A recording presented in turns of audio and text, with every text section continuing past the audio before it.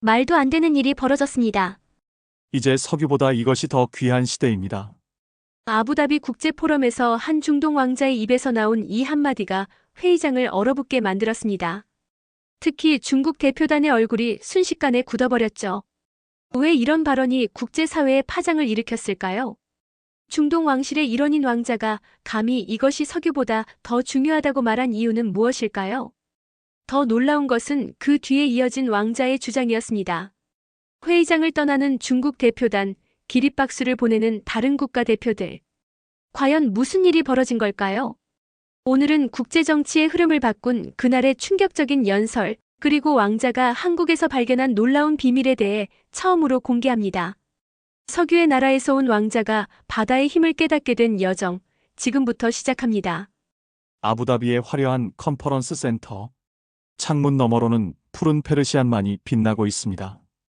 21세기 국가번영 전략 국제포럼이 열리는 날이죠.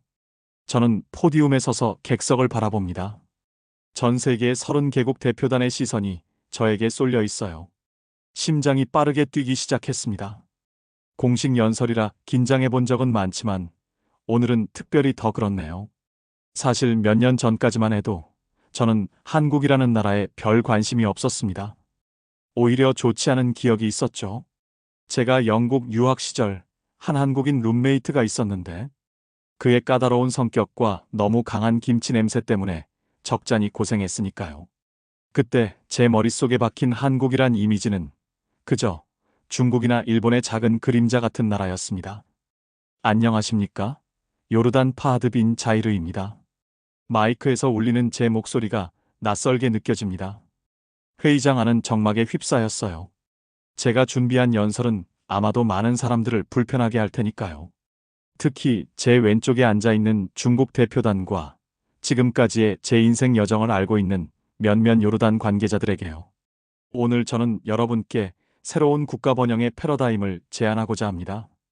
21세기는 석유보다 바다가 귀한 시대입니다. 첫 문장을 던지자마자 객석에서 웅성거림이 들립니다. 특히 첫 줄에 앉아있는 중국 대표단의 표정이 좋지 않군요. 의아한 시선, 비웃음, 경멸 어린 표정들이 보입니다. 그들의 리더로 보이는 중년의 남성은 옆 사람에게 귓속말을 합니다. 그의 입술 움직임에서 터무니없다는 단어가 읽혔어요. 숨을 크게 들이마십니다. 준비한 프레젠테이션 화면에는 세계 무역로와 주요 항만들이 빛나고 있죠. 그 중에서도 한국의 부산항과 인천항이 붉은색으로 강조되어 있습니다. 이 지도를 준비하면서도 제 머릿속에는 여전히 의문이 있었습니다. 정말 이게 맞는 걸까? 내가 너무 한국에 매료된 건 아닐까? 특히 제가 주목하는 나라가 있습니다. 천연자원이 거의 없으면서도 바다의 힘으로 세계를 움직이는 나라. 바로 한국입니다. 중국 대표단에서 분명한 비웃음이 들립니다. 그들의 리더는 고개를 가로젓더니 자원도 없는데 무슨 해양 강국이냐라고 중얼거립니다. 아마 들리게 하려는 의도였겠죠. 가슴 속에서 불이 타오릅니다. 하지만 표정은 여전히 침착하게 유지했어요. 이런 반응을 예상했으니까요. 프레젠테이션 화면을 넘깁니다. 이제 제가 가장 사랑하는 이야기, 우리 요르단의 아카바항 이야기를 할 차례입니다. 그리고 어떻게 제가 한국에 대한 선입견을 완전히 바꾸게 되었는지에 대한 이야기도요. 여러분, 제가 오늘 이 자리에서 감히 이런 주장을 하는 데에는 이유가 있습니다. 그 이유를 저의 조국 요르단의 작은 항구, 아카바항의 이야기로 시작해 보겠습니다. 객석의 표정이 조금씩 호기심으로 바뀌기 시작했습니다. 저는 마음속으로 미소를 지었어요. 이제 시작이니까요. 1965년 저의 할아버지 세대의 요르단은 중대한 결정을 내렸습니다. 사우디아라비아와의 국경 조정 협상에서 석유가 매장된 땅 대신 홍해로 향하는 더 넓은 해안선을 선택한 거죠. 프레젠테이션 화면에는 요르단 지도가 나타납니다. 아카바만의 작은 해안선이 빨간색으로 강조되어 있어요. 불과 26km에 불과한 중동에서 가장 짧은 해안선 중 하나입니다. 많은 사람들이 미쳤다고 했어요. 석유를 포기하다니. 하지만 우리 왕가는 해양이 가진 잠재력을 믿었습니다. 객석에서 몇몇 중동 국가대표들이 고개를 끄덕입니다. 그들은 이 역사를 알고 있죠. 그 결과 오늘날 아카바항은 요르단 GDP의 20%를 책임지는 경제 엔진이 되었습니다. 석유가 없는 우리나라는 바다를 통해 숨을 쉬게 된 거죠. 맨 앞줄에 중국 대표단 리더가 팔짱을 끼고 있습니다. 그의 표정은 여전히 의심스러워 보이네요. 하지만 괜찮습니다. 아직 제 이야기는 시작에 불과하니까요. 저는 어릴 적부터 아카바항 개발 프로젝트에 참여했던 아버지를 따라 항구를 방문했습니다. 거대한 컨테이너선이 들어오는 모습을 볼 때마다 가슴이 뛰었어요. 세상은 이 배들을 통해 연결되어 있구나라고 생각했죠. 잠시 물 한 모금을 마십니다. 회의장은 이제 조용해졌어요. 모두가 귀를 기울이고 있습니다. 그런데 이 아카바항의 현대화에 결정적 역할을 한 나라가 있습니다. 바로 한국입니다. 사실 그때까지만 해도 저는 한국에 대해 좋은 인상이 없었습니다. 앞서 말씀드린 영국 유학 시절의 경험 때문이었죠. 하지만 아카바항에서 일하는 한국 엔지니어들을 보며 생각이 바뀌기 시작했어요. 그들의 헌신과 전문성, 그리고 무엇보다 그들이 가진 바다의 비전이 저를 매료시켰습니다. 화면에는 완공된 아카바항의 모습이 나타납니다. 현대적인 시설과 바쁘게 움직이는 크레인들이 인상적이네요. 그때 저는 결심했습니다. 반드시 한국에 가서 이 바다의 철학을 배워오겠다고요. 그리고 2010년 저는 서울대학교 국제대학원에 입학했습니다. 서울에 도착한 첫날, 솔직히 말하면 조금 실망했습니다. 이게 해양국가라고? 서울은 바다와 멀리 떨어져 있었으니까요. 객석에서 웃음소리가 들립니다. 분위기가 조금씩 풀리고 있네요. 하지만 한국 선배들과 함께 부산항을 방문했을 때 제 생각은 완전히 바뀌었습니다. 그곳은 단순한 항구가 아니었어요. 국가 전체가 바다와 함께 숨 쉬고 있는 곳이었죠. 화면에는 부산항의 야경이 펼쳐집니다. 수많은 크레인과 컨테이너, 밤새 불을 밝히고 움직이는 항만의 모습은 마치 살아있는 유기체 같아 보입니다. 부산항에서 저는 충격을 받았습니다. 세계 6위 컨테이너 처리량을 자랑하는 이 항구는 한국이라는 나라의 심장과도 같았어요. 이곳에서 한국의, 아니, 세계의 상품들이 끊임없이 들어오고 나갑니다. 발표를 듣고 있는 사람들의 눈빛이 달라지기 시작했습니다. 특히 아랍에미리트와 사우디아라비아 대표단이 메모를 하기 시작했어요. 다음 주에는 인천항을 방문했습니다. 인천은 한국의 관문이자 과거 조선시대부터 중요한 무역항이었던 곳이죠. 인천항만 공사 관계자는 이런 말을 했습니다. 바다는 우리의 운명입니다. 한국은 바다를 등지면 존재할 수 없는 나라입니다. 객석에서 고개를 끄덕이는 사람들이 늘어납니다. 하지만 중국 대표단은 여전히 경계하는 표정이에요. 그런데 정말 놀라운 것은 따로 있었습니다. 한국은 단순히 항만을 운영하는 게 아니라 조선업, 물류, 해양방위산업까지 완벽한 해양 생태계를 구축하고 있었어요. 화면에는 거대한 조선소에서 건조 중인 대형 선박들의 모습이, 그 다음엔 한국 해군의 이지스함 모습이 차례로 나타납니다. 울산에 있는 현대중공업을 방문했을 때의 감동은 지금도 생생합니다. 세계 최대 규모의 조선소에서 동시에 여러 척의 선박이 건조되고 있었어요. 그곳에서 저는 깨달았습니다. 바다는 단순한 운송로가 아니라 국가의 생존과 번영을 위한 플랫폼이라는 것을요. 물을 한 모금 더 마십니다. 회의장의 공기가 달라진 것이 느껴집니다. 자연스럽게 회상에서 현실로 돌아올 때가 되었네요. 특히 한국 해군의 독도함을 방문했을 때는 정말 충격이었습니다. 1만 5천 톤급 대형 수송함이 국내 기술로 건조되었다는 사실이 믿기지 않았어요. 이전까지 저는 이런 규모의 함정은 미국이나 영국, 프랑스 같은 전통적인 해양 강국만 건조할 수 있다고 생각했거든요. 슬라이드에 독도함의 웅장한 모습이 나타납니다. 회의장에서 작은 탄성이 들립니다. 그리고 가장 인상 깊었던 것은 한국인들의 바다에 대한 태도였습니다. 그들에게 바다는 단순한 지리적 요소가 아니라 정체성의 일부였어요. 한국인들은 자신들을 바다의 민족이라 부르더군요. 잠시 말을 멈춥니다. 그리고 슬라이드를 넘깁니다. 이제 한국의 해양 전략에 대한 구체적인 데이터가 나옵니다. 한 가지 더 놀라운 사실은 한국의 첨단 조선 기술입니다. 아직도 기억납니다. 제가 현대중공업 연구소를 방문했을 때 그들이 개발 중이던 수소연료 추진 선박 모델을 봤어요. 그때 연구원이 했던 말이 지금도 귓가에 생생합니다. 우리는 바다를 오염시키지 않는 선박을 만들고 있습니다. 바다는 우리에게 너무 소중하니까요. 이 부분에서 회의장의 아랍에미리트 대표들이 특히 관심을 보이며 메모를 하기 시작했습니다.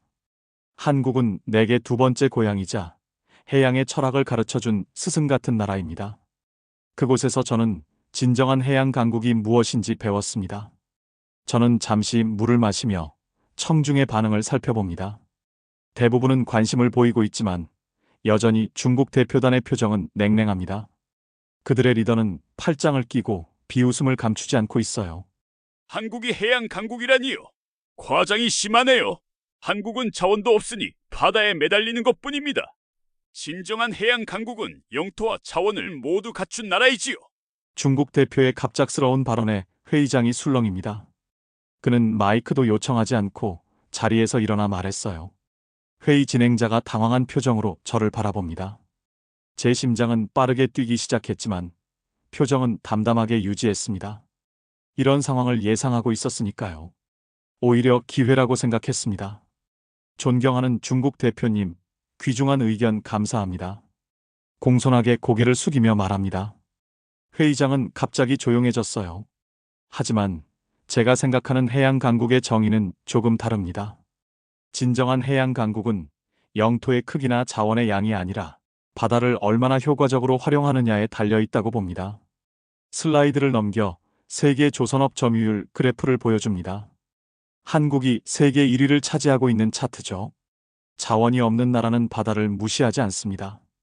오히려 바다를 존중하고 그것을 자산으로 만듭니다. 한국이 바로 그 예입니다. 중국 대표는 자리에 앉았지만 여전히 불만족스러운 표정이에요. 하지만 다른 참가자들의 시선이 달라지고 있음을 느낍니다. 많은 이들이 고개를 끄덕이며 경청하고 있어요.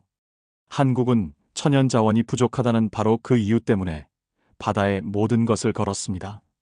그리고 그 결과 세계 해양 산업의 리더가 되었죠. 다음 슬라이드에는 한국의 무역 의존도와 수출입 통계가 나타납니다. GDP의 70%가 무역에 의존하고 있다는 수치가 눈에 띄네요. 한국은 국토 면적이 세계 109위인 작은 나라입니다. 하지만 경제 규모는 세계 10위권입니다. 이것이 가능한 이유는 바로 바다 때문입니다. 잠시 회의장을 둘러봅니다. 이제 모든 사람들의 시선이 저에게 집중되어 있어요. 심지어 중국 대표단도 더 이상 비웃지 않고 진지하게 듣고 있습니다. 제가 한국에서 배운 가장 중요한 교훈은 이것입니다. 바다는 장애물이 아니라 기회입니다. 국경이 아니라 세계로 향하는 문입니다. 제 목소리가 점점 커지고 있습니다. 가슴 속에서 끓어오르는 열정을 더 이상 억누를 수 없었어요. 그리고 한국은 그 문을 활짝 열었습니다. 지금 이 순간에도 한국의 선박들은 세계 각국의 항구를 오가며 글로벌 공급망의 핵심 역할을 하고 있습니다. 이제 제 발표의 핵심 부분으로 들어갑니다. 슬라이드는 세계 지도 위에 한국의 해양 네트워크를 보여주고 있어요. 붉은 선으로 표시된 해상 운송로가 한국에서 전 세계로 퍼져나가는 모습이 인상적입니다. 바다는 권력입니다. 현대 사회에서 진정한 힘은 석유나 금과 같은 천연 자원이 아니라 연결성에서 나옵니다. 그리고 한국은 바다를 통해 세계와 연결되어 있습니다. 회의장의 공기가 달라졌음을 느낍니다. 이제 모든 참가자가 저의 말에 집중하고 있어요. 메모를 하는 사람들이 늘어났고 심지어 중국 대표단도 귀를 기울이고 있습니다. 한국의 부산항과 인천항, 광양항은 단순한 물류 허브가 아닙니다. 이들은 한국이 세계 무역의 중심에 서게 해주는 전략적 자산이죠. 다음 슬라이드에는 한국의 조선업 현황이 나옵니다. 세계 조선 시장의 42%를 차지하고 있다는 통계가 눈에 띕니다. 현대중공업, 대우조선해양, 삼성중공업. 이 세 회사는 세계 최대 조선소를 운영하며 글로벌 해운업의 기반을 만들고 있습니다. LNG 운반선, 초대형 컨테이너선, 해양 플랜트까지 바다 위에서 움직이는 거의 모든 것이 한국에서 만들어지고 있습니다. 객석에서 감탄사가 들립니다. 특히 아랍에미리트와 사우디아라비아 대표단이 적극적으로 반응하고 있어요. 그들 역시 해양 개발에 큰 관심을 가진 나라들이니까요. 그리고 더 놀라운 것은 디지털 해양 기술입니다. 한국은 스마트 항만이라는 개념을 세계 최초로 상용화했습니다. 부산의 신항만은 인공지능과 자동화 시스템으로 운영되는 미래형 항만이죠. 화면에는 자율주행 크레인과 운송 차량이 컨테이너를 처리하는 영상이 재생됩니다. 마치 SF 영화의 한 장면 같아 보이네요. 이런 기술력이 한국의 진정한 힘입니다. 자원이 없어도 세계 무역의 핵심 국가가 될 수 있는 이유죠. 잠시 심호흡을 합니다. 이제 제 주장의 핵심을 전달할 시간입니다. 그리고 이 모든 것은 한국의 해양 퍼스트 전략 덕분입니다. 한국은 국가 정책의 최우선 순위를 해양에 두었습니다. 그들의 대통령들은 항상 우리는 바다로 먹고 산다라고 강조해왔죠. 다음 슬라이드에는 한국의 해양수산부 조직도와 주요 정책들이 나타납니다. 한국 정부는 해양수산부를 통해 통합적인 해양 정책을 추진하고 있습니다. 항만 개발, 해운 진흥, 수산업 육성, 해양 환경 보호까지 바다와 관련된 모든 분야를 체계적으로 관리하고 있죠. 객석을 둘러봅니다. 이제 많은 사람들이 열심히 메모를 하고 있어요. 특히 중동과 아프리카 국가 대표들의 반응이 뜨겁습니다. 저는 이제 우리 요르단도 그리고 많은 자원 부족 국가들도 한국의 이 해양 전략을 배워야 한다고 생각합니다. 바다는 국가의 미래를 결정짓는 열쇠니까요. 이제 발표의 클라이맥스로 향합니다. 슬라이드에는 한국은 해양 왕국이다라는 제목이 크게 나타납니다. 그 아래에는 한국의 방산 수출 현황과 주요 성과들이 나열되어 있어요. 한국의 해양 전략 중 가장 인상적인 부분은 방위산업입니다. 한국은 이제 단순한 조선 강국이 아니라 해군력을 수출하는 나라가 되었습니다. 슬라이드에는 한국이 폴란드에 수출한 K2 흑표 전차와 K9 자주포, 그리고 FA-50 경공격기의 이미지가 차례로 나타납니다. 2022년 한국은 폴란드와 180억 달러 규모의 방산 계약을 체결했습니다. 이는 단일 계약으로는 한국 방산 역사상 최대 규모였죠. 그리고 이 모든 무기는 바다를 통해 수출되었습니다. 회의장의 분위기가 긴장됩니다. 특히 중국 대표단이 불편한 표정을 짓고 있어요. 하지만 저는 계속 진행합니다. 더 놀라운 것은 한국의 함정 수출입니다. 2023년까지 한국은 필리핀, 인도네시아, 태국 등의 세계 최첨단 전투함과 잠수함을 수출했습니다. 화면에는 한국이 설계하고 건조한 최신형 호위함이 바다를 가르는 모습이 나타납니다. 바다는 한국에게 생존의 공간이자 번영의 통로이며 이제는 영향력을 확장하는 수단이 되었습니다. 육지가 국경이라면 바다는 가능성입니다. 한국은 그 가능성을 현실로 만든 나라입니다. 객석에서 여기저기 고개를 끄덕이는 모습이 보입니다. 저는 마지막 차트를 보여줍니다. 한국의 해양 산업 총 규모와 그것이 GDP에서 차지하는 비중이 나타나 있어요. 현재 한국의 해양 산업은 GDP의 약 30%를 차지합니다. 조선업, 해운업, 항만 물류, 수산업, 해양관광, 해양방위산업을 모두 합친 수치죠. 이것이 진정한 해양 국가의 모습입니다.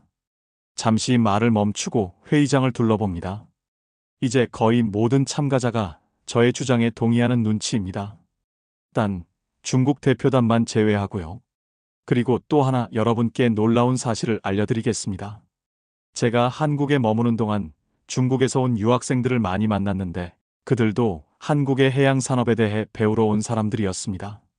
그들은 한국의 조선 기술, 항만 운영 노하우를 배우기 위해 왔더군요. 이 말에 중국 대표단의 얼굴이 더욱 굳어졌습니다. 하지만 저는 계속 이어갔어요. 세계 최대 컨테이너선 에버에이스호는 삼성중공업에서 건조되었고 세계에서 가장 효율적인 LNG, 운반선은 현대중공업에서 만들어졌습니다. 전 세계 액화천 연가스의 상당 부분이 한국에서 만든 선박을 통해 운송되고 있다는 사실 알고 계셨나요? 객석에서 작은 탄성이 들립니다. 심지어 중국 대표단 중 일부도 놀란 표정이에요. 제가 감히 한국은 해양 왕국이다라고 선언하는 이유가 바로 여기 있습니다. 한국은 바다를 통해 국가의 운명을 바꿨고, 이제는 세계 무역과 해양 질서의 중심에 서 있습니다. 제 발표가 막바지에 이르렀을 때 예상치 못한 일이 벌어졌습니다. 첫 줄에 앉아있던 중국 대표단 몇 명이 자리에서 일어나 회의장을 빠져나가기 시작했어요. 리더로 보이는 중년 남성은 마지막으로 저를 한번 쏘아보더니 문을 향해 걸어갔습니다. 회의장에 긴장감이 돌았습니다. 진행자가 당황한 표정으로 저를 바라보았지만 저는 침착하게 미소를 지으며 발표를 계속했어요. 바다를 통한 연결성은 어떤 정치적 이념이나 국경보다 강력합니다. 한국의 문화 콘텐츠가 바다를 건너 전 세계로 퍼져나가는 것이 그 증거죠. 의도적으로 화제를 돌려봅니다. 화면에는 BTS, 블랙핑크 같은 K-팝 그룹들과 오징어 게임 같은 한국 드라마의 이미지가 나타납니다. K-팝, K-드라마, K-푸드, 이 모든 것들이 바다를 통해 세계로 퍼져나갔습니다. 한국의 소프트 파워는 바다라는 플랫폼을 통해 전 세계에 영향력을 행사하고 있어요. 중국 대표단이 떠난 자리에는 공백이 생겼지만 다른 참가자들은 여전히 집중하고 있습니다. 오히려 더 편안한 분위기가 된 것 같기도 하네요. 그때 뜻밖의 일이 벌어졌습니다. 회의장 뒤쪽에서 젊은 아시아계 남성이 손을 들었어요. 그는 중국 대표단의 일원으로 보였지만 선배들과 달리 회의장에 남아 있었습니다. 질문 있습니다. 그의 영어는 약간 서툴렀지만 또렷했습니다. 진행자는 잠시 망설이다가 그에게 마이크를 넘겼어요. 저는 베이징 대학교에서 온 류 웨이라고 합니다. 사실 한 가지 개인적인 질문을 드려도 될까요? 모두의 시선이 그에게 집중되었습니다. 저는 미소를 지으며 고개를 끄덕였죠. 물론입니다. 어떤 질문이든 환영합니다. 그 젊은 연구원은 잠시 주변을 둘러보더니 용기를 내어 말을 이었습니다. 사실 저도 BTS 좋아합니다. 근데 저희 교수님한테는 비밀로 해주세요. 순간 회의장이 얼어붙었다가 곧이어 웃음이 터져나왔습니다. 긴장감이 완전히 사라진 거죠. 저도 함께 웃으며 대답했어요. 걱정 마세요. 우리 모두의 비밀로 간직하겠습니다. 객석에서 박수 소리가 터져나왔습니다. 예상치 못한 순간이었지만 이 솔직한 고백이 오히려 회의의 분위기를 바꿔놓았어요. 그 젊은 연구원은 안도의 표정을 지으며 자리에 앉았습니다. 제 마음속에는 따뜻한 기쁨이 밀려왔습니다. 이것이야말로 제가 말하고자 했던 바다의 힘이었으니까요. 정치적 긴장과 국경을 넘어 문화와 사람을 연결하는 힘 말입니다. 여러분, 방금 우리는 바다의 진정한 힘을 목격했습니다. 바다는 단순한 물리적 공간이 아니라 문화와 아이디어를 나르는 통로입니다. K-팝은 바다를 건너 중국의 젊은이들에게도 영향을 미쳤죠. 회의장에 다시 박수가 터져나왔습니다. 이제 모든 사람들의 표정이 밝아졌어요. 심지어 몇몇은 일어서서 박수를 치기 시작했습니다. 마지막 슬라이드로 넘어갑니다. 화면에는 한국, 새로운 시대의 나침반이라는 제목과 함께 한국의 스마트 선박 기술, 친환경 해양 산업, 해양 디지털 전환 사례들이 나열되어 있습니다. 존경하는 참가자 여러분, 오늘 제가 전하고 싶었던 메시지는 분명합니다. 이제 우리는 석유의 시대에서 연결의 시대로 넘어가고 있습니다. 그리고 한국은 바다를 통해 그것을 보여준 나라입니다. 목소리에 자신감을 실어 계속 이어갑니다.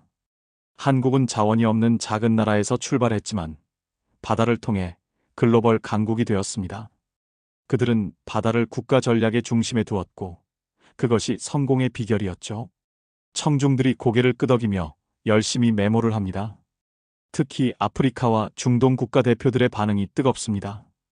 우리 많은 개발도상국가들에게 한국의 사례는 중요한 교훈을 줍니다. 천연 자원이 없어도 지정학적 위치가 불리해도 바다라는 무한한 가능성이 있다면 국가의 운명을 바꿀 수 있다는 것을요. 말을 계속하면서 제 마음속에는 고향 요르단의 작은 항구 아카바가 떠올랐습니다. 그리고 아버지가 저에게 들려주신 말씀도요. 바다는 우리의 미래다, 파하드. 심호흡을 하고 결론을 향해 나아갑니다. 21세기 국가 번영 전략을 논하는 이 자리에서 저는 감히 제안합니다. 모든 나라가 해양 중심 국가로의 전환을 고민해야 할 때입니다. 한국이 그 모델이 될 수 있습니다. 슬라이드의 마지막 페이지에는 한 문장이 크게 적혀 있습니다. 바다는 석유보다 귀하다. 바다는 석유보다 귀합니다. 석유는 언젠가 고갈되지만 바다는 우리에게 무한한 가능성을 제공하니까요. 한국은 이 진리를 일찍이 깨달았고 그것을 국가 전략으로 삼았습니다. 천천히 마이크에서 입을 떼고 청중을 바라봅니다. 순간 정적이 흐르더니 누군가 자리에서 일어나 박수를 치기 시작했어요. 이내 모든 사람들이 기립박수를 보내기 시작했습니다. 진심 어린 박수 소리가 회의장을 가득 채웠습니다. 아랍에미리트 대표단, 사우디아라비아 대표, 아프리카 국가들의 대표들이 모두 일어서서 박수를 치고 있었어요.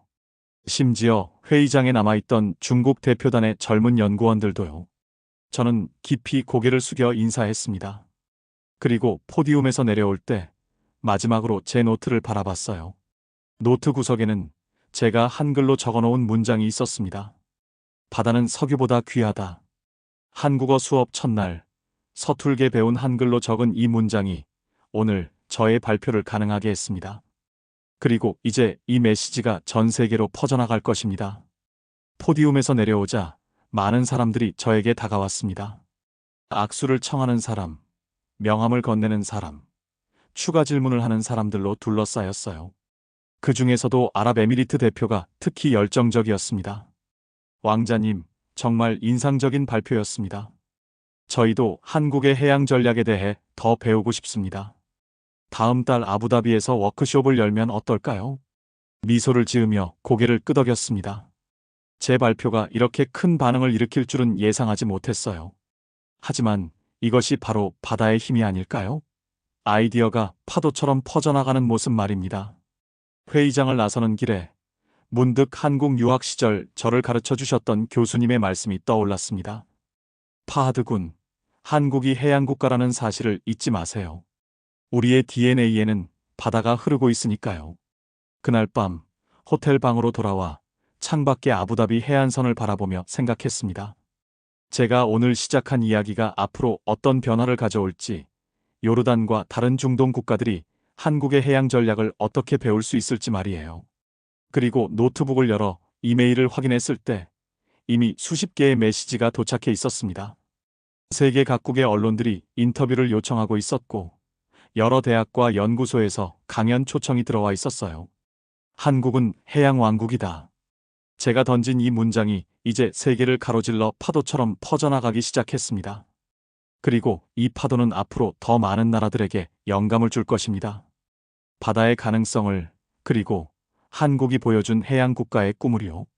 창밖으로 빛나는 바다를 바라보며 저는 조용히 미소 지었습니다.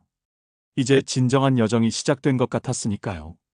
여러분, 오늘 제 이야기를 끝까지 들어주셔서 진심으로 감사드립니다. 한국이라는 나라가 제게 가르쳐준 바다의 철학, 그리고 그것이 국제사회에 가져온 파장을 함께 나눌 수 있어 영광이었습니다. 여러분도 아시다시피 우리는 모두 연결된 세상에 살고 있습니다. 그리고 그 연결의 중심에는 바다가 있죠. 한국이 보여준 것처럼 바다는 단순한 장애물이 아니라 무한한 가능성의 공간입니다. 앞으로도 한국과 요르단, 그리고 전 세계가 바다를 통해 더 깊이 연결되고 발전하기를 바랍니다. 여러분의 항해도 언제나 순탄하길 바라며 다음 영상에서 또 만나 뵙겠습니다. 감사합니다.